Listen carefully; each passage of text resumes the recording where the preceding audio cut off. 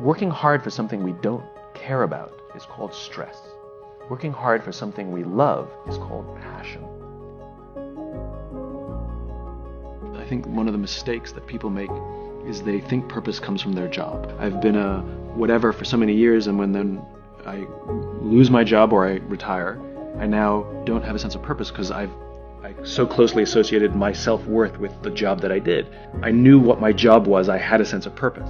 And one wonders if those things are conflated, right? Which is I had a sense of purpose for my job, but then when I didn't have the job, all of a sudden I woke up in the morning, didn't know what to do. The purpose is not your MOS. Your purpose is not you're a saw gunner. Your purpose is not the job that you wake up to do every day. Your purpose is something bigger. I have 5 little rules that you can follow as you find your spark and bring your spark to life. The first is to go after the things that you want. Let me tell you a story. So a friend of mine and I, we went for a run in Central Park. The Roadrunners organization, on the weekends, they host races. And it's very common at the end of the race, they'll have a sponsor who will give away something, apples or bagels or something. And on this particular day, when we got to the end of the run, there were some free bagels. And they had picnic tables set up, and on one side was a group of volunteers. On the table were boxes of bagels, and on the other side was a long line of runners waiting to get their free bagel. So I said to my friend, let's get a bagel. And he looked at me and said, the line's too long. And I said, free bagel. And he said, I don't want to wait in line.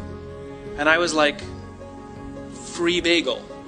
And he says, it's too long. And that's when I realized that there's 2 ways to see the world. Some people see the thing that they want, and some people see the thing that prevents them from getting the thing that they want. I could only see the bagels. He could only see the line. Because the rule is, you can go after whatever you want. You just cannot deny anyone else to go after whatever they want. You don't have to do it the way everybody else has done it. You can do it your way. You can break the rules. You just can't get in the way of somebody else getting what they want. Rule number 2. In the 18th century, there was something that spread across Europe and eventually made its way to America called puerperal fever, also known as the Black Death of childbed. Basically what was happening is women were giving birth and they would die within 48 hours after giving birth. This Black Death of childbirth was the ravage of Europe, and it got worse and worse and worse over the course of over a century. And these doctors and men of science wanted to study and try and find the reason for this Black Death of childbed, and so they got to work studying, and they would study the corpses of the women who had died. And in the morning they would conduct autopsies, and then in the afternoon they would go and deliver babies and finish their rounds. And it wasn't until somewhere in the mid-1800s that Oliver Wendell Holmes realized that all of these doctors who were conducting autopsies in the morning weren't washing their hands before they delivered babies in the afternoon. And he pointed it out and said, guys, you're the problem. And they ignored him and called him crazy for 30 years. Until finally somebody realized that if they simply washed their hands, it would go away. And that's exactly what happened. When they started sterilizing their instruments and washing their hands, the Black Death of childbed disappeared. The lesson here is, sometimes you're the problem. Take accountability for your actions. You can take all the credit in the world for the things that you do right, as long as you also take responsibility for the things you do wrong. It must be a balanced equation. You don't get it one way and not the other. You get to take credit when you also take accountability. Lesson 3, take care of each other. The United States Navy SEALs are perhaps the most elite warriors in the world. And one of the SEALs was asked, who makes it through the selection process? Who is able to become a SEAL? And his answer was, I can't tell you the kind of person that becomes a SEAL. I can't tell you the kind of person that makes it through buds. But I can tell you the kind of people who don't become SEALs. He says the guys that show up with huge, bulging muscles covered in tattoos who want to prove to the world how tough they are, none of them make it through. He said the preening leaders who like to delegate all their responsibility and never do anything themselves, none of them make it through. He says some of the guys that make it through are skinny and scrawny. He said some of the guys that make it through, you will see them shivering out of fear. He says, however, all the guys that make it through, when they find themselves physically spent, emotionally spent, when they have nothing left to give physically or emotionally, somehow, some way, they are able to find the energy to dig down deep inside themselves, to find the energy to help the guy next to them. They become SEALs, he said. You want to be an elite warrior. It's not about how tough you are. It's not about how smart you are. It's not about how fast you are. If you want to be an elite warrior, you better get really, really good at helping the person to the left of you and helping the person to the right of you. Because that's how people advance in the world.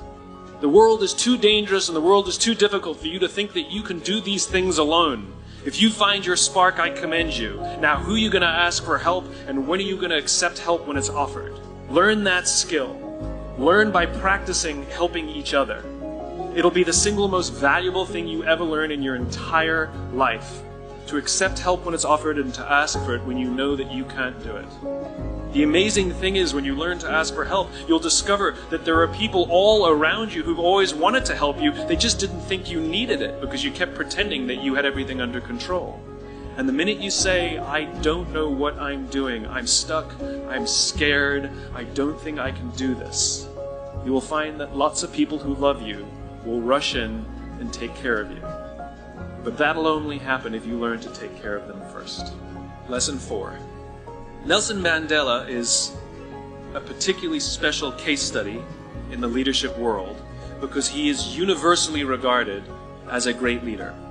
You can take other personalities, and depending on the nation you go to, we have different opinions about other personalities. But Nelson Mandela, across the world, is universally regarded as a great leader. And he was asked one day, how did you learn to be a great leader? And he responded that he would go with his father to tribal meetings. And he remembers two things when his father would meet with other elders. One, they would always sit in a circle. And two, his father was always the last to speak. You will be told your whole life that you need to learn to listen.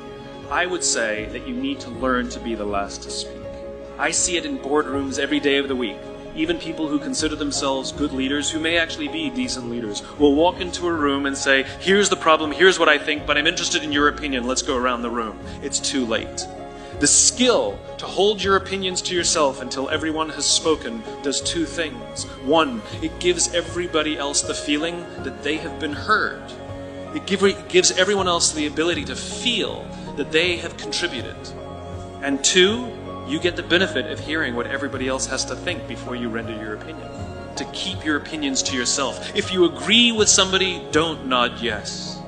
If you disagree with somebody, don't nod no. Simply sit there, take it all in, and the only thing you're allowed to do is ask questions so that you can understand what they mean and why they have the opinion that they have. You must understand from where they are speaking, why they have the opinion they have, not just what they are saying. Practice being the last to speak. One afternoon, I went to buy a cup of coffee, and there was a barista by the name of Noah who was serving me. Noah was fantastic. He was friendly and fun, and he was engaging with me, and I had so much fun buying a cup of coffee, I actually think I gave 100% tip, right? He was wonderful. So as is my nature, I asked Noah, do you like your job? And without skipping a beat, Noah says, I love my job. And so I followed up. I said, what is it that the Four Seasons is doing that would make you say to me, I love my job? And without skipping a beat, Noah said, throughout the day, managers will walk past me and ask me how I'm doing, if there's anything that I need to do my job better. He said, not just my manager, any manager. And then he said something magical. He says, I also work at Caesar's palace. And at Caesar's Palace, the managers are trying to make sure we're doing everything right. They catch us when we do things wrong. He says, when I go to work there, I like to keep my head under the radar and just get through the day so I can get my paycheck. He says, here at the Four Seasons, I feel I can be myself. So we in leadership are always criticizing the people. We're always saying, we've got to get the right people on the bus. I've got to fill my team. I've got to get the right people. But the reality is, it's not the people. It's the leadership. If we create the right environment, we will get people like Noah at the Four Seasons. If we create the wrong environment, we will get people like Noah at Caesar's Palace. There was a former Undersecretary of Defense who was invited to give a speech at a large conference, about 1,000 people. And he was standing on the stage with his cup of coffee and his styrofoam cup. And he took a sip of his coffee and he smiled and he looked down at the coffee. And then he went off script. And he said, last year I spoke at this exact same conference. Last year I was still the Undersecretary.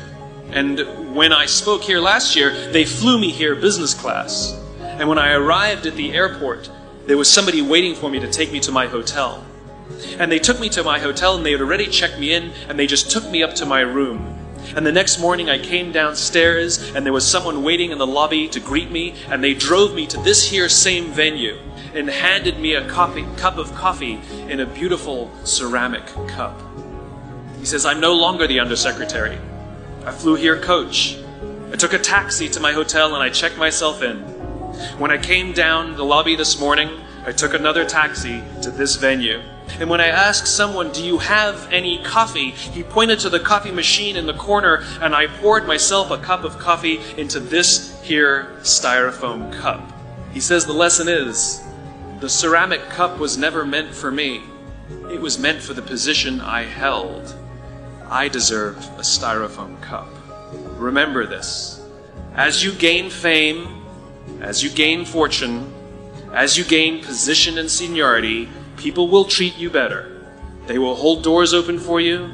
They will get you a cup of tea and coffee without you even asking. None of that stuff is meant for you.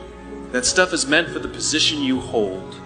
It is meant for the level that you have achieved of leader or success or whatever you want to call it.